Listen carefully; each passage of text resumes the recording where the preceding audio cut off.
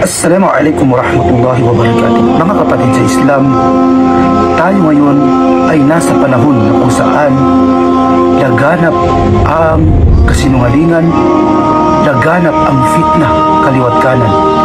Batid niyo ba mga kapatid sa Islam, sa panahon ng Rasulullah sallallahu alaihi wasallam ay mayroon siyang dua o panalangin na kanyang binibigkas upang maipakita sa kanya ng Allah subhanahu wa ta'ala ang katotohanan at ang kamalian. Ang dua na ito mga kapatid sa Islam ay higit natin itong kailangan sa panahon ngayon. Bigkasin natin ito araw-araw sa ating mga panalangin. At ano po ang dua na ito? Isaulo po natin ito mga kapatid sa Islam. Allahumma arina al-haqqa haqqa warzuqna ittiba'a wa arina al-batila batila warzuqna ijtinaba.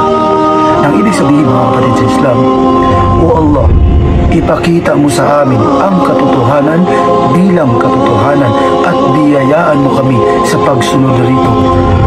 At ipakita mo rin sa amin, O Allah, ang kabuktutan o kamalian bilang kamalian at biyayaan mo kami sa paglayo rito. Allahu Akbar, napakagandang panalangin ito mga kapatid ko sa Islam, higit lalo sa panahon ngayon na naging tama ang kasinungalingan sa paningin ng tao. Pinapaniwala